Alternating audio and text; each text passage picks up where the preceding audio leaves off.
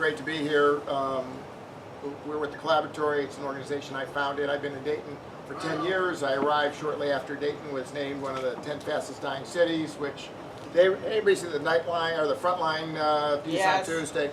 So I mean, I sort of feel like 10 years have gone by, and sort of some of the same feelings are in the community when the Forbes 10 fastest dying cities list came out. But the Collaboratory is where dreamers and doers gather to move innovative ideas to transformational action.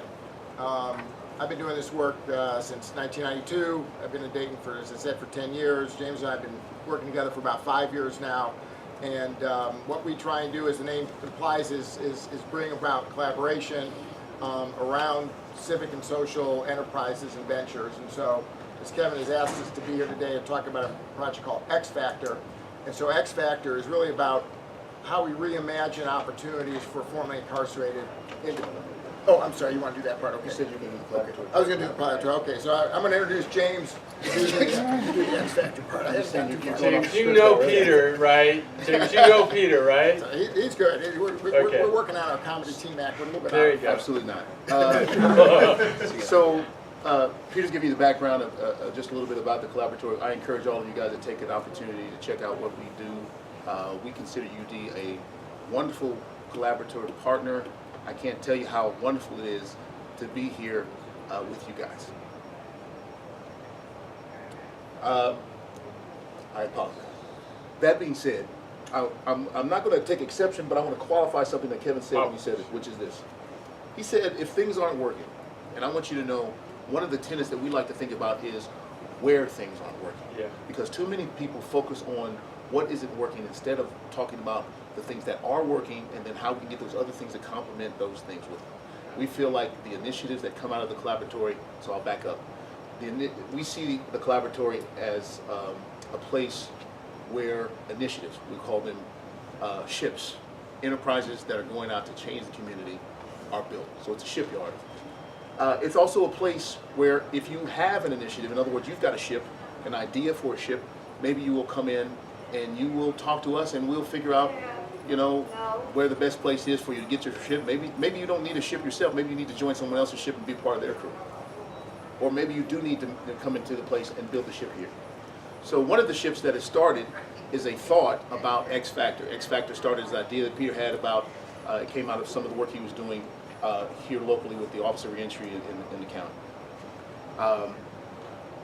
The concept is, it's at first blush, is a citizen service corps. It's about returning citizens, we call them, formerly incarcerated, coming back and offering each other the support and the insights of the experience that they didn't have when they returned. X Factor, by definition, can't be done by anyone other than people who've gone through it. That's what we feel is the compelling part.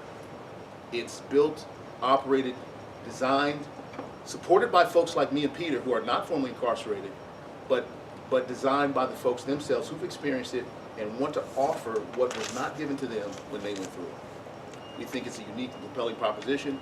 We think it has the ability to be something that can be piloted nationally, and we're really proud to be a part of the effort so far. So that's really the core of it. It starts from a peer-to-peer support. We've got great folks on our leadership team, and they are not what people consider to be what people's conception of someone who's a returning citizen is. I'm not going to tell their stories other than to tell you that one of them was formerly a psychologist. One of them was formerly a director of a nonprofit as an administrator. One of them is a former Marine and a leader. So on first blush at these folks, you would not know. And because of that, the compact, we think that the weight of it is, if X Factor is out and about in the community, this is just an example, and they're rebuilding together, and people are out, and the Key Bank folks are out, and the LexisNexis folks are out, and the X Factor folks are out, and someone says, hey, what's X Factor? I don't know that, because I'm from the Key Bank, and we know what Key Bank is. Well, we're a group of returning citizens who found a way to get back to the community. And not only that, so that's a moment, What? I mean, you return. You don't look like return. What? You're here? Yeah. Not only are we here, but we've been here, and we'd love to talk about and change the conversation about returning citizens in this community. And more than that, what's your company's policy on employing returning citizens in the community? And who do we talk to about that? And how do we go forward? What do you guys do in the community in that? And the biggest thing is, over this journey that we've had, just experiencing the stories that they're telling, experiencing also what people are already doing, you will find that tremendous value, tremendous opportunity has changed, that their experiences have changed, and it not only changed themselves, but really done something that is wonderful, because it's changed this community for the better. And that's really what X Factor is about, what the Collaboratory at its core is about, and what we do. So we'd love for you to find out more about X Factor and that aside. The other things I want to do is just Frontline is, everybody's talking about this. So let me just say, one of the funniest things I've seen in a long time, the Frontline. I know everybody's their opinion on quite upset. I remember when they were here in town. Can you just say some people don't know what that is yet? Oh, I'm sorry. I'm How assuming many that people we're saw Frontline? yeah. All right. Is anyone here not aware of the Frontline piece that just came out? So the Frontline is serious journalism, PBS, very wonderful documents. I mean, I love Frontline. But they just did a piece called, what is it? Left Behind America, and the centerpiece of Left Behind America is Dayton, Ohio. They use Dayton, Ohio as an example of things that are going on. This has happened in the past. So I'm of a mind that I was aware when they came to town. The pushback against them, while I understand where it's coming from, I don't see the pushback against it simply because I've never been involved or seen a Frontline article where I felt like when they're coming to town about something that it was going to, I don't know. I haven't seen a Frontline where just everything is about things that went well. You know what I mean? Like when you tune in the Frontline, there's an hour and a half of this great, wonderful thing that just happened. It's generally something that's happened for real, you know? So, but it claims, you know, what we call Dayton. I am also from here, to speak to, I'm from here, born here, raised here, lived in several of the neighborhoods. I probably lived in just about 40 of the 62 neighborhoods that are in Dayton at some point in time. I've had the fortunate opportunity to be blessed to travel around the world, experience different things, meet different people, and while I understand Dayton is what we call it, the truth is, you know, Dayton is just a name that someone made up and called this place on the map. Most of you, I'm assuming, are not from here because you're students in an age. I'm assuming that, you know, you're from another place. I don't know why you chose. I you know, the University of Dayton wasn't always called the University of Dayton. It was at one point St. Mary's. Is that correct? It should have been a while, maybe. After Yeah, the flood. I don't know. 1920. I know you're right. Yeah. So you made a decision to come here, and it probably wasn't because it was called Dayton. It was probably about what your own interests were, what your own plan for your life is, and suddenly you've come to this place, and there's this intersection that happens, and you've got this experience. And of course, this is a cross-disciplinary place, so I don't know. You know, I think he pointed to religion. I think was over here. Was that the case? What are the other? Sociology, engineering. Right. So. Actually, we got a lot of majors. Sure. You know, and not to qualify. I just wanted to say that, you know, go ahead. I'm sorry. We got time. We got to go. Yeah, we got. So, how about a question? Yeah, I want to go. Go ahead. So, one of the things that I think a lot of folks here would be interested in hearing is, because I've heard the stories myself from people that are part of your organization, and really found them fascinating, but also uplifting, but also disheartening. Sure. So So what are the assets? This is one thing I heard very strongly from the X Factor folks. What they say they bring. What do they bring, you know, to the table that people should know about? Okay. Well, I think the prime asset is the number one asset that, and I'll let Peter speak a little bit to it, but the number one asset that I think that anyone brings, and I hate to number them, but let's qualify them. It's the same kind of quality that when you walk in here. A willingness to put whatever it is aside towards a greater benefit to other folks. To not come in as a title, to work in good faith. But in terms of their specific assets, you know, these folks are passionate about what has, not only what they've gone through and what they can help other people not go through. I mean, so that's the first part I would say, that passion. No, I mean, I think generally, I mean, all the work of the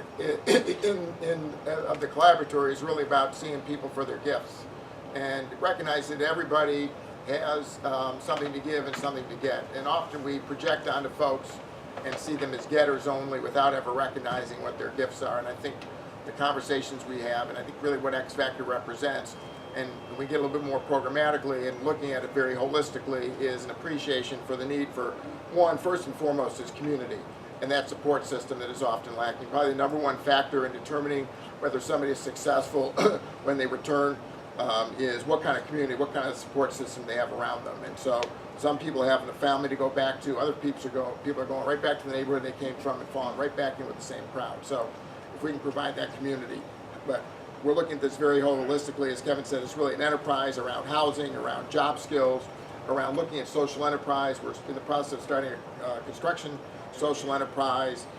Kevin's got some interest in the green enterprise that we're talking about some collaboration on, and we're also talking to some folks in the hospitality sector. And to get them saying, I mean, jobs are really critical.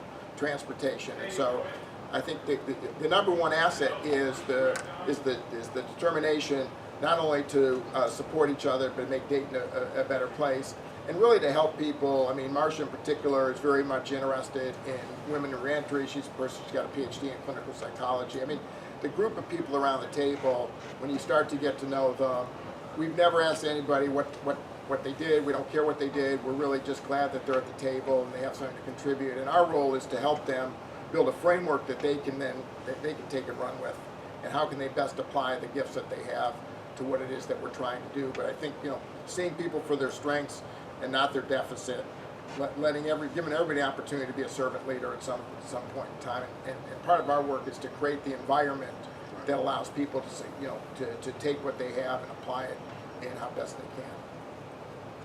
This is apparent to many, I'm sure, but biggest challenges for reentry for citizens. Stigmatization, I mean, that's the number one. I mean, beyond stigmatization, I mean, lots of you can't get hired. There's a background check. So it's, I mean, one is the structural piece. If you can't pass a background check, you can't get hired.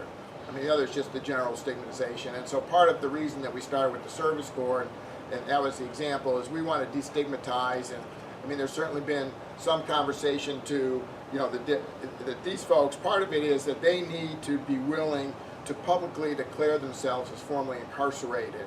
And so some of the analogy they make is to kind of what's gone along in the gay rights movement. You think about Stonewall, and, you know, all of a sudden when you realize you had a friend or a neighbor or a relative who was gay, and you look at how the public opinion has changed. And so we also probably all know people who've been incarcerated. Maybe they're in our family or neighbor or someone we work with. And so if what's really the great strength of all these folks who are at the table is they're willing to share their stories and be identified as somebody that's formerly incarcerated, so that they can begin to change how people view folks like that. And that was the reason behind the Citizen Service Corps. But again, the social enterprises, there's a lot of innovative work going on in reentry. There's an organization called Edwin's up in Cleveland, which is a nationally acclaimed restaurant, 6-month training program. Hot chicken takeover. Ruth and Boaz in Colorado. Yep, you got Bad Boy Jeans out in Oakland. I mean, so there's lots of good things, and so we're trying to bring something here that hopefully is James mentioned, can become a national model. But again, what's key for us, this is of, by, and for formerly incarcerated individuals. Anybody who's going to be employed by X Factor is going to have to be formerly incarcerated. It doesn't mean there's not other folks around us that want to help. We've been donated a building on Xenia Avenue in East End that will eventually become the home of X Factor. So we're always looking for others, but the meat of the work is really being done by folks who are coming out, and you know, they have lots of connections. Ultimately, we want to be able to do in-reach so that we can get people feeling good about coming back to, if they're coming back to Dayton, they know they've got a front door that they can walk into.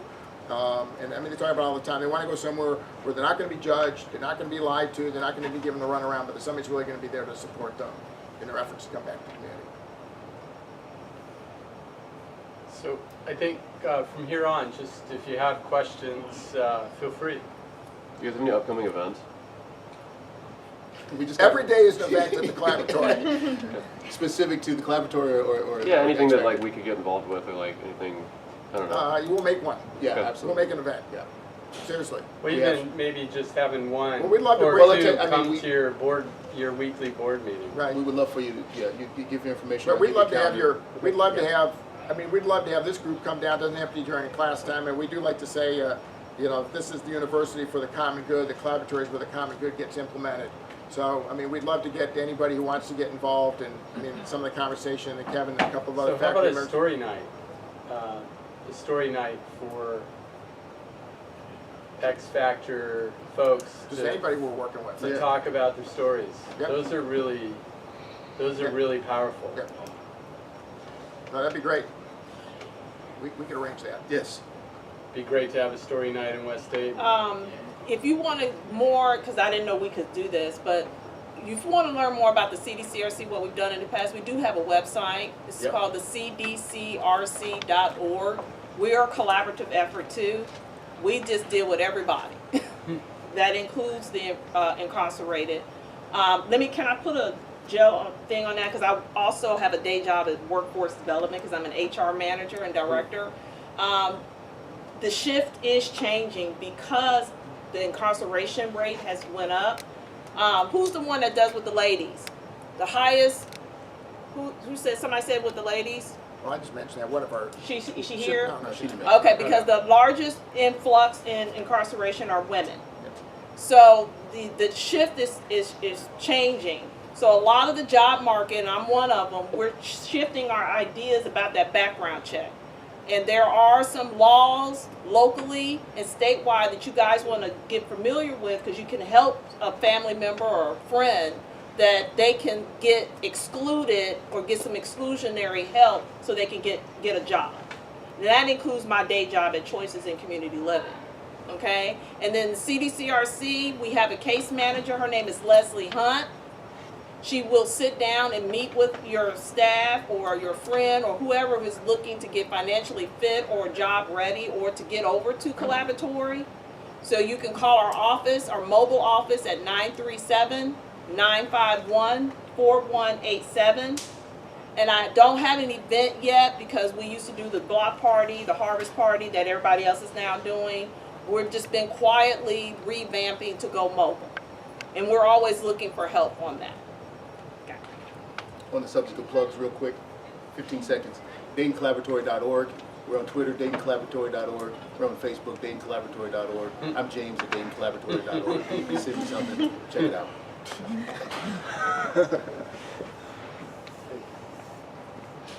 Questions, folks?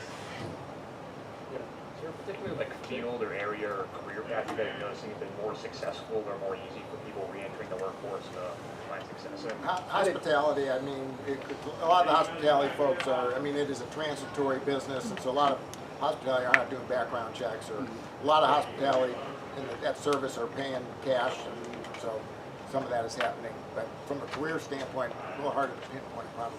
So one of the things I heard from some of the stories was that everybody's different, but those re-entering are actually used to hard work. Right. And they've already demonstrated, through the period when they were incarcerated, that they could do hard work. They're already prepared to work. And sometimes not by choice, Kevin. Yeah, I understand. But that sometimes, when employers are trying to hire people, can't keep them, because they're not showing up. See, and that, okay, I got to There's chime a in there. difference. That's to me, okay, I'm a workforce person. That's a generational thing too. In education, a lot of the school system, at least when I grew up, and I'm saying my age, we had a cooperative school. We had shop. We had home ec. Oh, yeah. We had things in the school where you were learning certain trades anyway.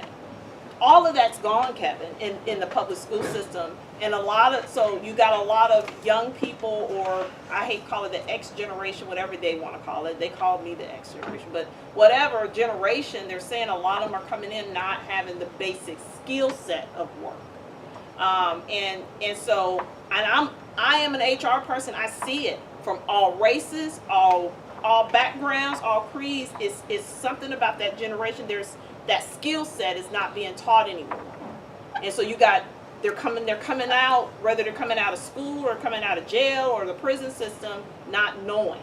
So we have to re-educate. More of my job is re-educating adults about work habits, showing up on time, stay at work.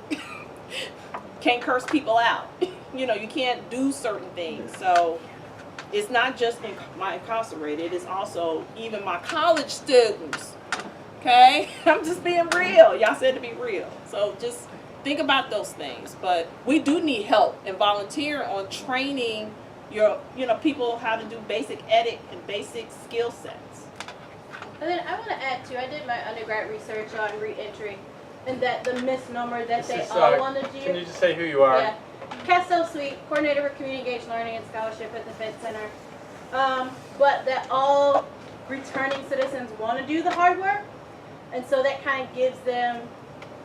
Most of the time, we look at them and automatically want to place them in those manual labor jobs. Right. When there's lots of other opportunities and lots of skill sets that There they you go. do have that they want to do.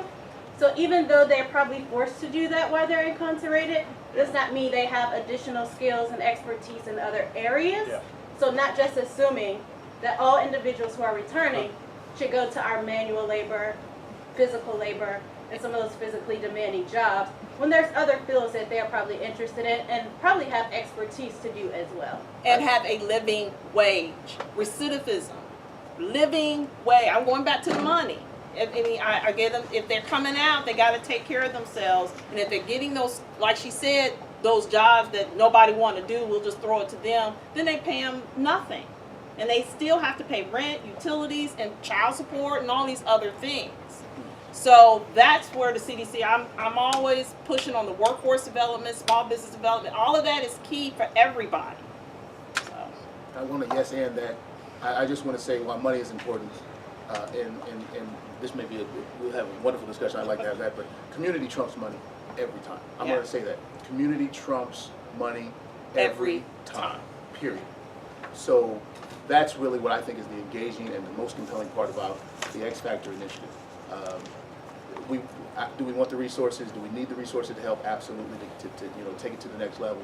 But I'm a firm believer and a witness to community trumping money every single time. So, I gotta pay the bills. Can I just share the story? So every year we have an entrepreneurship center in the city of Dayton.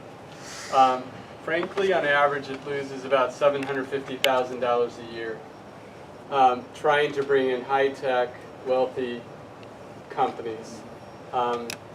There are opportunities to shift that kind of support around for the long term in ways that, if you succeed with X Factor, its economic impact on our community, and you succeed in West Dayton, its economic impact on our community is much bigger. It's not negative, it's positive. And so, there's a real kind of rethinking that's needed I think too. that's part of it. I mean, lots of people look at the work that we do as an expense rather than as an opportunity Yeah. to create new assets. Yep. And some of it is changing mindsets and reframing people's thinking from an old model to a new model, Yeah. which is not always easy to do. So, any last comment, Keita? Because otherwise I think we'll let them move on. Let's just chime on what Peter said. Can I say? Yeah. We need you. We need you. You're the shift. The young mind. I love my sons. They're the baddest rascals. They're young, black, educated men like your age. And they're doing it. So we need you collectively to do this. Stop listening. I'm going to be honest. It's us older folks. Stop listening to Kevin, man. That's the first thing I want to tell you. Listen to them for wisdom, but don't be stuck. A lot of my colleagues and older, I'm going to be honest, Kevin, they're stuck. Because even when I started the CDCRC, which is a collaborative effort, they couldn't get beyond the old way. But what made us move forward was beautiful young minds and energy, because you got the energy. Thank you, Jesus. We need your energy, your ideas, and your compassion and passion on this. I thank you. I love you, Dee. Well, And I love you, thank Dr. you too Kevin. for coming. So, everybody, big hand.